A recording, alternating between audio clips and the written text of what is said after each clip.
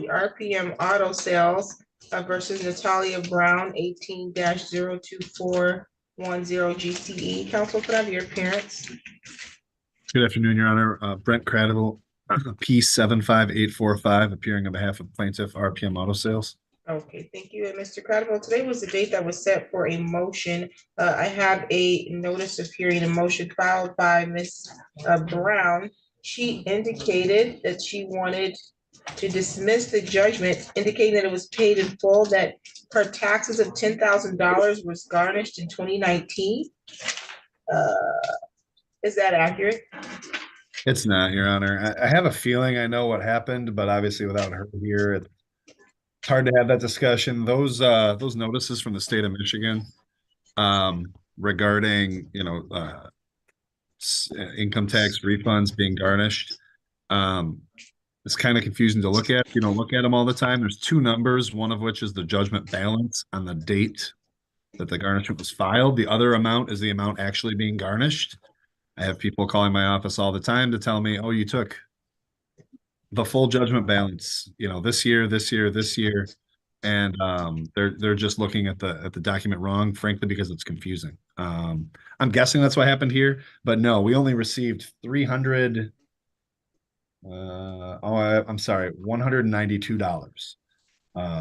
from that tax garnishment. We've received a few other payments. We've received a total of $380.43 on this file. The total balance at this point with interest accruing is over $16,000. Okay, I'll note that here in the file. Obviously, her motion will be dismissed because she failed to appear, but I wanted to get your response on the record in case she appeared later or tried to refile her motion. So you're all set. Her motion is denied. All right. Thank you, Your Honor. Have a good weekend. Thank you. Same to you. The record in the matter of Lafque versus Jacob Burt, file number 22-01078. Counsel appearance. For plaintiff Lafque, Tim Smith, P48259. Okay, and I see Jacob Burt is present via Zoom. Mr. Burt, can you unmute yourself? Yes, Your Honor. Okay, very good. Today was the date and the time that was set for a motion to show cause. I do believe the parties did meet. Mr. Smith, did you get the documents you needed, or did you need another date? I didn't get them, Your Honor. This dates back to September 15th at the original examination. Following that examination, he was sent a letter specifically reminding him what he needed to produce and where to mail those same documents. The documents included 6 months of bank statements from two different institutions, MetaBank and Cash App, as well as his taxes from last year. We've been back in front of you since then. As I sit here right now, I do not have the documents. Now, we wanted to break our own. Mr. Burt explained that he has the documents in hand and promises to mail them. So perhaps rather than a contempt proceeding this afternoon on the motion to show cause for failing to produce those documents, perhaps we would give him 14 days to get them into my hands. If I don't have them within 14, I can simply file a bench warrant. Okay, and Mr. Burt, you do understand that this is under court order, that you are to provide these documents? Yes, Your Honor. So he was asking for 3 documents. One out of the 3, I unfortunately do not have access to anymore. The account has been deactivated. That bank account I haven't used or had any kind of access, or excuse me, any kind of purchases or anything like that for over a year. So when he asked for those, I was trying to log in and everything, and I was notified it was deactivated. So that account no longer exists. But I do have 2 out of the 3 documents physically, literally a foot next to me, and I did fail to mail them in, unfortunately. Okay, so you're going to get those over to Mr. Smith within the next 14 days, correct? Yes, Your Honor. Okay, I'm going to go ahead and set this for a control date just to ensure that Mr. Smith has received these documents. Mr. Smith, you can notify the court if you no longer need that date. Mr. Burt, if he does not receive those documents, then he will be requesting a bench warrant. You're also subject to a contempt of court order proceeding. A contempt of court can be penalized with a fine or jail time. So I don't think you want to do that when you can just turn over the documents, right? Yes, Your Honor. Okay, and so I think we'll just get your next date and then you'll get that off, and then we'll be able to move forward in this matter. Thank you both so much. All right, thank you, Your Honor. Appreciate the help. Thank you. You're all set, Mr. Burt. Thank you so much. On the record in the matter of T&T Financial versus Melinda Milton, file number 22-02560. Council appearance. Good afternoon, Your Honor. James Meineke appearing on behalf of the plaintiff TNT Financial. Okay, thank you, Mr. Meineke. Today was the date set for a hearing on an objection to income, garnishment of income tax. The matter was set for hearing today at 1:30. It's 2:07. We've not seen Melinda Milton. So her motion will be denied. Thank you, Your Or Honor. objections will be denied. Let's see here. We'll provide an order of reflecting the garnishment being, objections being denied. Any additional matters for the record? Nothing further today, Judge. Thank you. Thank you. Have a good one. You take care. Okay, let's see. Is Timothy Roper present? Yes, Your Honor. This is Kent Wood. I'm hearing Okay, sure. and Mr. Lovejoy's with me in my office. He was having some technical issues at his office, so he came over here for our pretrial. Okay, so you're both from the same office. Wonderful, because all you need to do is complete a joint pretrial statement and file it with the court. Okay. I'll check. We have a joint pretrial statement. I'll see. I'll make sure if it hasn't been sent to you, I'll make sure it gets sent to you right now, Judge. Thank you. Okay, yep, actually it needs to be filed on my file. Yes. Okay. So other than that, once we get that, let's send our next scheduling dates. Okay. From that. You're all set. Thank you. Thank you. Mr. Chernick is here. And then let's see who's here. Christine Richter here on behalf of Portfolio. Yes, good afternoon, Judge. Good afternoon. Let's see, did you come to any resolutions or complete a joint pretrial statement yet? No, Your Honor, parties had a chance to speak and there is a disagreement on the scope of discovery. So I think that's why we had to appear today. Okay, sounds good. I'll call the case. On the record in the matter of Portfolio Recovery versus Marissa Anzoldia, file number 23-02434 GC appears for the record. Good afternoon, Your Honor. Christine Richter for the plaintiff, P61525. Good afternoon, Your Honor. Scott Chernich on behalf of Marissa Enzaldua. Okay, very good. Today was the date and time set for pre-trial, a general civil matter, and so you all were working through your pre-trial statement and the issue of the scope of discovery came up. Yes, Your Honor. The understanding that I have is that Mr. Chernich wishes to depose a custodian of records of my client. I'm objecting to a deposition based on MCR 2.302B. This is a $2,166 credit card case where counsel has already been provided a full transaction history from the inception of the credit account through its charge off.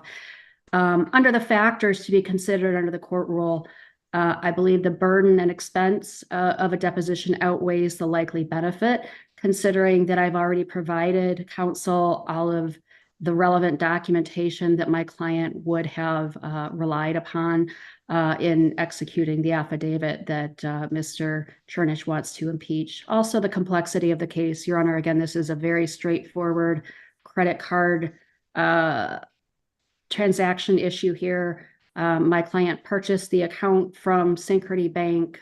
This was a care credit account, and there were simply two charges on the account, both from one dentist's office. It's a very straightforward account. It accounts for all interest and fees down to the penny throughout the life of the account until charge off. There's nothing more to be gained from a deposition here. Also, the amount in controversy, $2,166. That doesn't, in my opinion, justify the time and expense of a deposition. Also, One of the issues that Mr. Chernich was looking for was signed transactional receipts from the credit transactions, which I submit to the court. He can, or his client can, obtain those directly from his dentist's office when the credit transactions occurred. Mr. Chernich? Thank you, Your Honor. Well, up to this point, what I've gotten from opposing counsel has been somewhat of a mess. It's hard to discern what's occurring in these documents. The first tranche of documents I received came in that were impossible to read. In reviewing the affidavit, this is the sole document that's attached to this pleading and the complaint. In that document, this person that signed this affidavit on behalf of the plaintiff makes a lot of representations. I think it's fair that we take the deposition of this record keeper to find out exactly what happened in this case.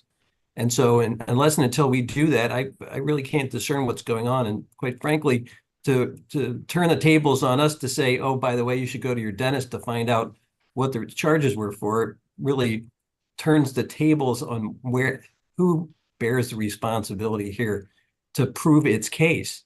And it may be expensive in the plaintiff's mind, but when they take on these matters and decide to buy accounts and then attempt to recover on them and file suit, they can only expect that we're going to ask questions. So I think it's entirely necessary that we take the deposition of the record keeper, Ms. Erica Turner. Okay, so you have received information, but you said it's not clear or legible. Is that accurate? The first tranche of them that I got is very confusing and impossible to read. After that first set of documents, we did get some other documents that appear to be statements that are very difficult for me to reconcile and for my client to reconcile. Your Honor, these are run-of-the-mill credit card statements. The very first credit card statement shows 2 purchases, the exact date of those purchases, and the exact amount of those purchases. Every single credit card statement breaks down every cent of interest that accrued and fees that accrued. And there were 0 payments on the account. It's a very, very basic transaction history. And I think it's disingenuous for Mr. Chernich to say he can't make heads or tails of these credit card statements.